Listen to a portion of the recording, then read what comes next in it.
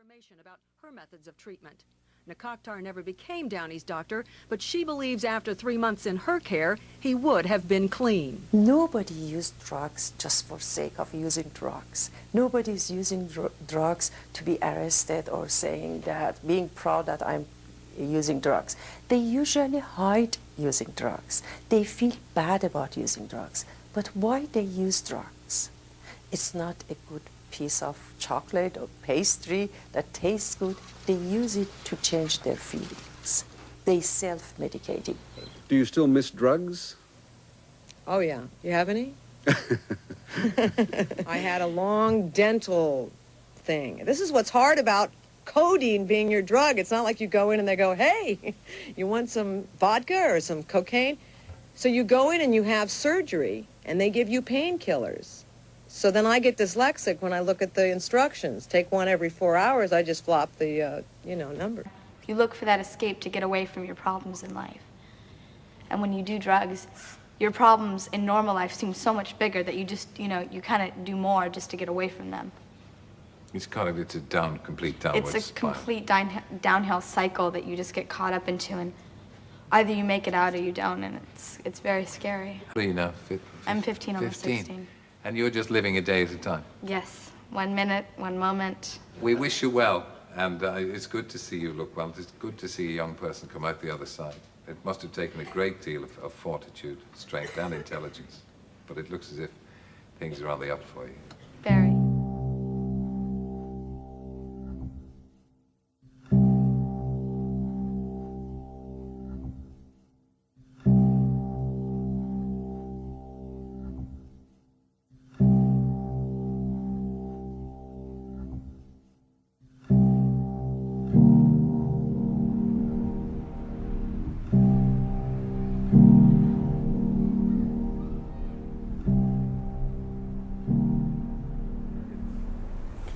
All right, this is where it all starts.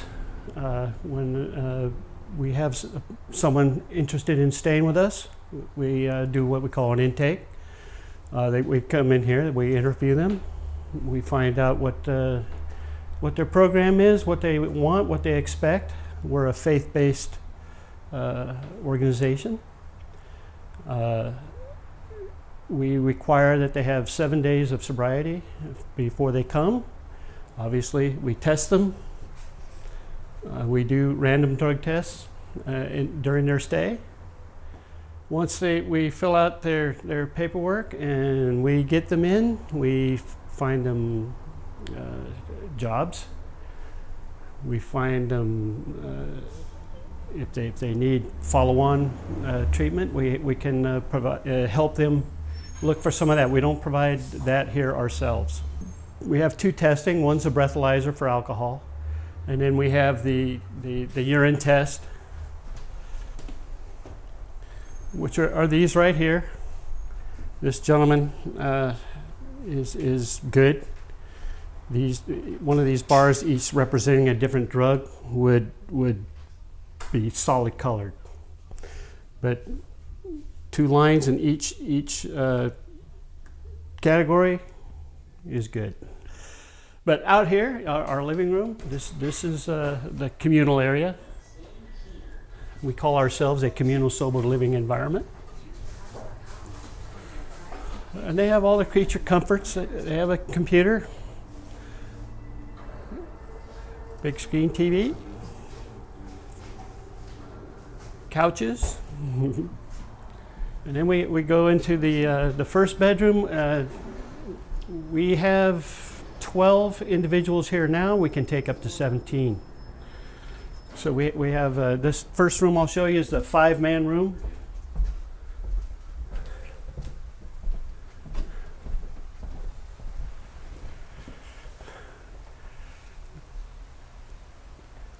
This is a 5-man room. They're each responsible for their area. The payphone is decoration. It doesn't work. It looks good there, so we don't take it down.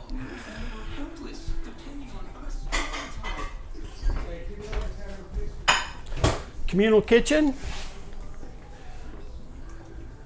Jose, our chef, is cooking waffles for dinner. breakfast is dinner and dinner is breakfast. The Waffle Man and the shot cloud. We have a laundry facility and dry goods storage. We have 4 refrigerators with up to 4 people apiece. Backyard. A weight area in the back. Upstairs we have 3 more rooms.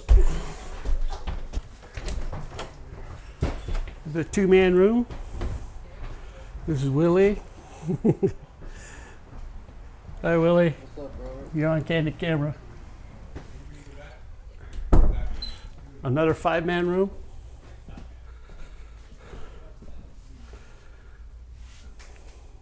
Hello. Wasn't here before. What we call our house meeting.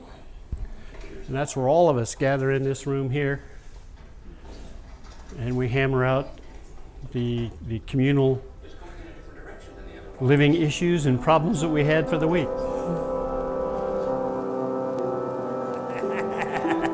I'm just joking. All right, first and for all, my name is Jose. Last name is Ledesma. I come from an area called Homeland. It's in between Hammond and Paris. I've been there 44 years in the IE area. I can say pretty much I had my whole life. I'm struggling in darkness for many years of my life, for 30-something years of my life. And I mean, God made a way for me to come into this sober living place here in Paris. In Riverside, which I'm really excited about, happy, thankful to God that I now don't live in darkness. I now live in a sober living house where I'm able to have other brothers that are still doing the same thing that I'm doing, which I'm really thankful about that. I'm also thankful to the Lord that He put Jesus in my path, the owner of the house here, who allowed me to come into the house. I'm thankful about that. I'm thankful that I've been clean, going on 3.5 months clean, and I'm just thankful to God that I'm able to experience life a different way. I mean, I've been in other sober livings for many years. I mean, other times, many years ago, I used to be in another sober living, which I was clean for 8 months, and it was the best time of my life. I mean, I know that no one's perfect, no one of us is perfect, but I'm just thankful to God to be here at this house.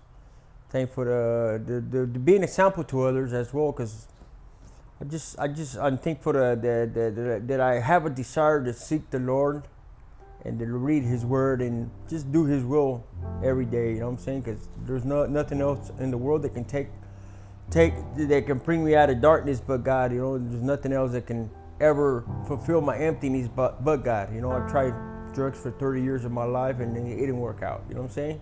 There was always that emptiness, that void in me, and you know, until I got tired of being tired, and I was tired of being tired, and I was willing to take a step forward into God's presence, and I'm really thankful about all that. You know, I had to take a step into this place, and I mean, ever since I've been in the place, I love it. I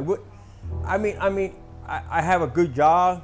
Thank to God. God restored back my brother, my mom, my dad, things that I had lost for many years, and I've been to many rehabs and places like that, and I would always leave from rehabs, and I'm being in a sober living is way different than being in a rehab. You know what I'm saying? Right here, you're able to step out. You're able to be more of, you know what I'm saying? Experience more little freedom than being locked up in a rehab. You know, I've been to a lot of rehabs that use and abuse you, and you know what I'm saying? And this place is here to help you out. You know, just thankful about that. And I have a good heart towards any other people. If somebody needs help or needs a little money or something, God, you know, God will place it in my heart to help them out, because you know, I've been there and done it. What goes around comes around, you know. And ever since I've been here, I've been happy. I've been thankful. I have all my family. I have a lot of support. Everybody's happy with me. I mean, I'm just real thankful. Thankful, you know. I'm thankful to be here, you know. How long have you actually Uh-oh. In here. Right here, a couple minutes. Yeah, a couple minutes, I'm ready to run. No, okay, how long have I been here at the house? I've been here at this house. I've been here probably going on 4 months. Probably going on 4 months. Yeah, 4 months. They said they recommend 12 months. These years, 12 years. You know what? I see myself here staying probably more than 12 months. I mean, I could say to myself, I could go rent a place go rent a house, go rent something, but it's not for me. I prefer to be here because I feel more secure to be in the sober living than being out in my own place. I need my roots to be grounded in God's foundation, where it's rooted in God's foundation, where I'm able to step out after when God decides for me to be able to withstand whatever the enemy tries to bring upon me over there. You know, I feel more secure in the sober living. Do you have anything last you wanted to say? Or? I didn't want to say nothing to begin with, but you guys know me. I didn't want nothing to say to begin with. You guys, maybe you guys have me tied up here like talk, speak.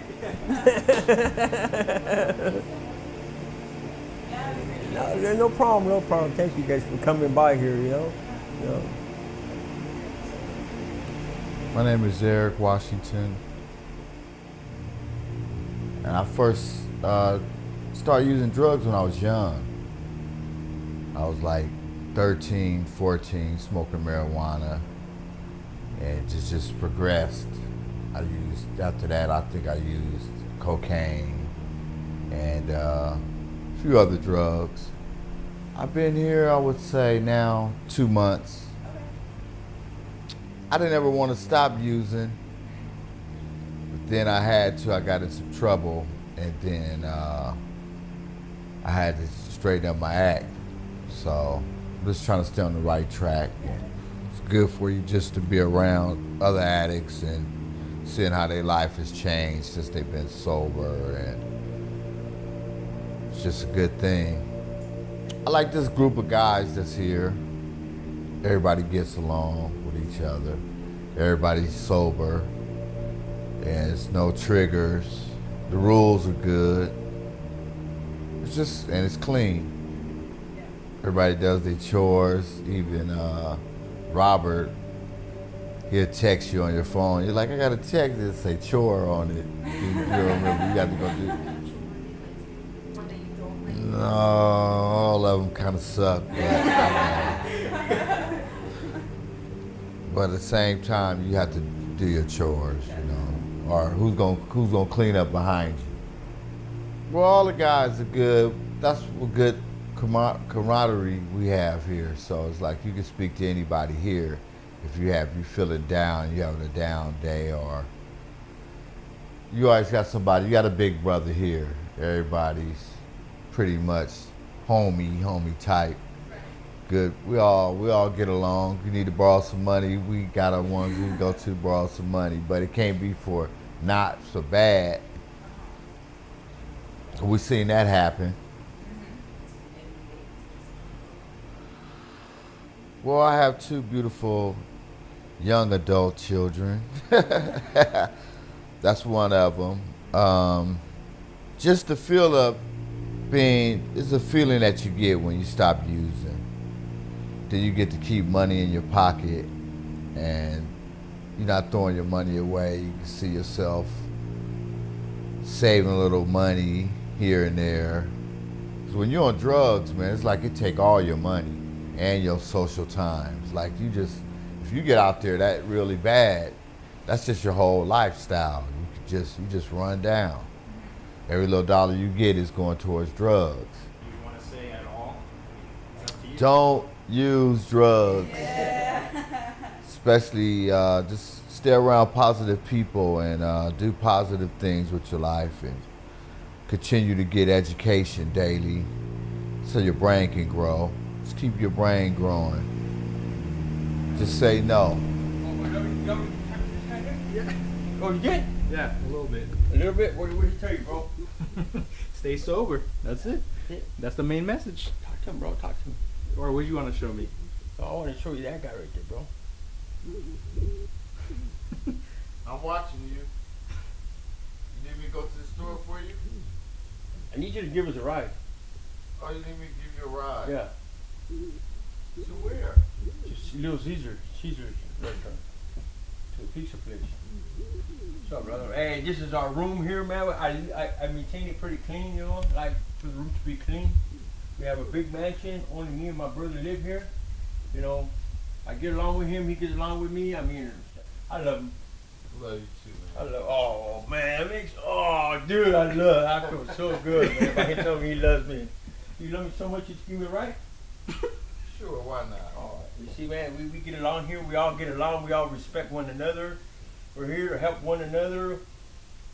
We're a family. We're actually a family. We might be a different race, but we're all the same underneath. I mean, God created him, created me. He's my brother. You're my brother, and we just a big family that's happy. That's got the love and joy in us. You know what I'm saying? You know, I have a nice bed. Look, little flashlight right here. Little things, you know. I used to spend my money on dope. Look, now I buy little items. I got my little lizards I haven't fed all day. You know what I'm saying? Pretty good, you know. I got our closets right here. You see that closet, brother? Look, I've never had so much clothes in my life. I'll be honest with you. Never had so much clothes in my life, man. I mean, this is the first time I've ever had a lot of clothes. Spend my money on clothes. I used to spend it on dope. And this is the backyard, our big mansion in the big backyard. That's Michael. The guy's a good guy, man. He cleans up our yard here, you know what I'm saying? Very nice place out here in the back. For being in the streets to being here, man, we're in heaven here, bro. We got a bunch of bikes. Look at all those bikes that are there, bro. Tons of bikes all the way. Where's yours at? My bike, I haven't got a bike. I haven't got a bike. I thought about today buying a bike, but look at all the bikes that are over there. I can make a bike out of here. We got tons of bikes. This car belongs to the brother that was on top of the stairs, the one you spoke to. He's taking a Little Caesars? Yeah, that's the guy there. And then we got the whole nice alley down in the back, you know? We got the whole alley out here, nice in the back. Pretty good, bro. We love it. We love you.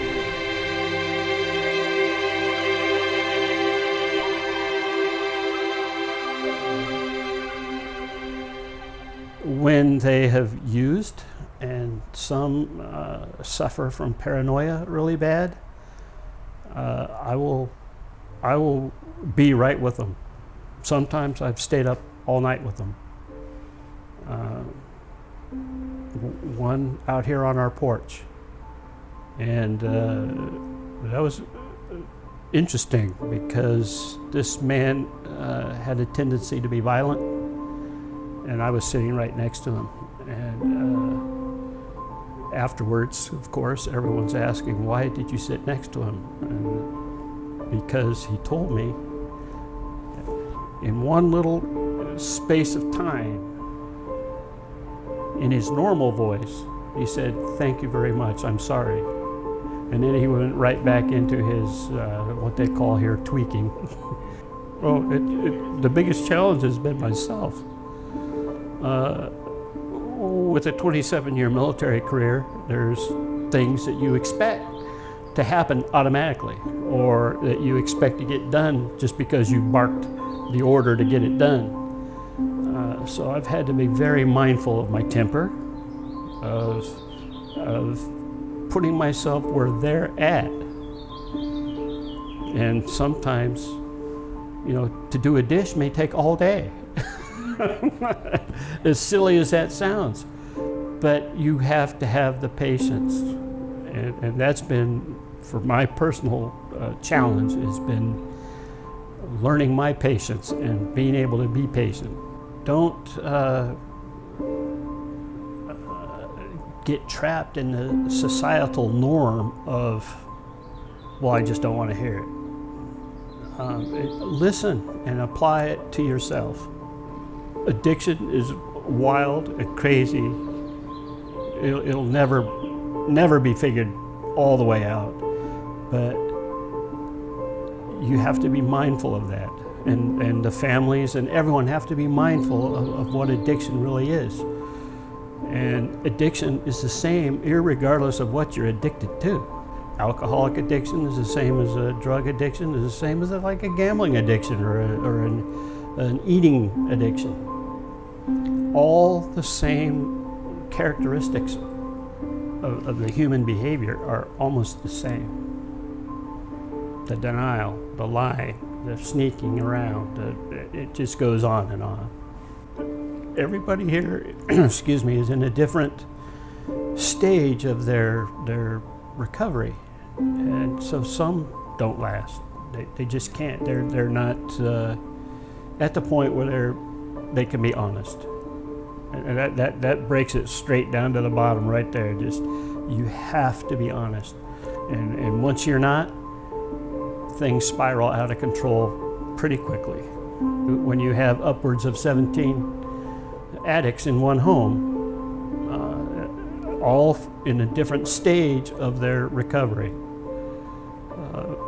Some are just beginning, and they're going to have to go through what I went through, the 45 years of denial, 45 years of excuse making, 45 years of just, well, I don't believe it, so therefore it's not true. I'm a 45-year alcoholic. I started drinking in high school. I stayed away from drugs because I went to a high school right in the middle of the psychedelic era, and too many friends were getting hurt, and so I stayed away from the drugs. I joined the Air Force, and there were no drugs in the Air Force at the time. That was post-Vietnam by then. But alcohol was there, so I continued my journey into alcoholism.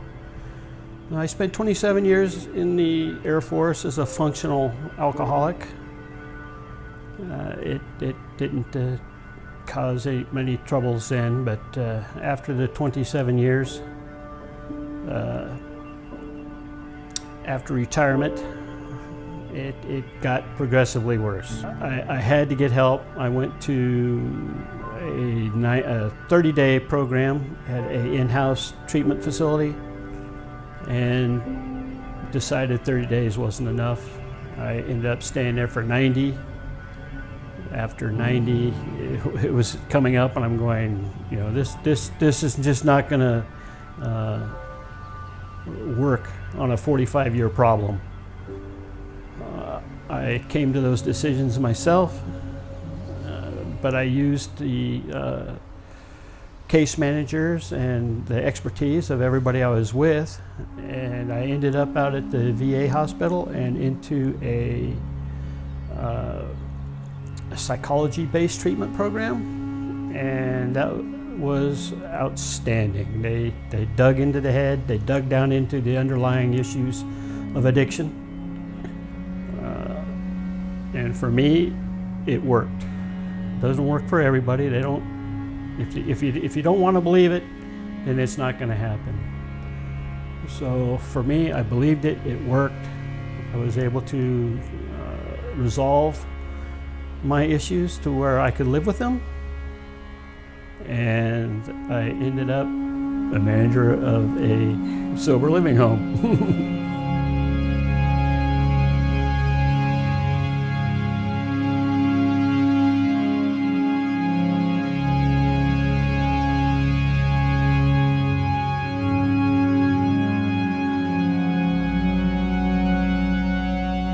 Okay, so right now we're on our way to go get pizza for the guys as like a thank you, and we just want to, you know, spend some time with them for a little bit. And we got 3 pizzas, 1 cheese, 1 pepperoni, and then 1 supreme. And then, but yeah, and then we're also gonna be giving them the poster board that we made. We gotta get rid of the stigma of like people that these people are horrible people and that you shouldn't be talking to them, but really they're people too, and they have their own stories and their own struggles. They're really no different from you and I. It's just really interesting to hear about them, and if there's anything that we can do to help, then I think that's a good thing. The really cool thing about this refuge is that they're like so up to par with like everything that the guys need. They don't need, we were asking, do they need any clothes? And my cousin was like, no, they have like an excess of clothes. They don't need any clothes. And we were asking if they needed any food, and they're like, and he was like, nope, they're pretty good with food and stuff. And then also in their dining room / living room, they have a little dining table. It's kind of small, that it kind of fits like 3 people at, and there's like at any time there could be at least 17 people in the house. And our original idea was we were gonna see if we can like pull some money together to like get them a bigger table. But then my cousin was like, no, it's okay. Like they make it work for what they have. And so they're really like, everything's well rounded and polished. Like they don't need really like any donations or anything like that. So what we thought would be good instead is to give them that poster that'll help them. And, you know, even if it's a little thing, it's just something that they can look at each and every day and be like, okay, you know what, there's people who are behind me and that want me to do better. They're used to having nothing. Exactly, yeah. So it's like, some of these people, they've been homeless, you know, they've like actually like living on the streets. So they're very grateful for what the Refuge home has provided for them. Like they each have their own bed, and yeah, as a treat, like my cousin will sometimes buy them pizza, and so that's why we're coming to bring them pizza, just as like, you know, just a little thankful thing for letting us help them out, and, you know, just like a nice time for them to enjoy themselves and get something that they sometimes probably wouldn't get on their own, you know. Whatever you guys come up with. Yeah. We all grown, we don't need that much. Right. We used to have it without. A lot of guys being in trouble, they did without. So just having their freedom and being able to come here and go as much as we want, we're pretty. Right, we're good, we all good. Thank you so much. Get that off. You're welcome.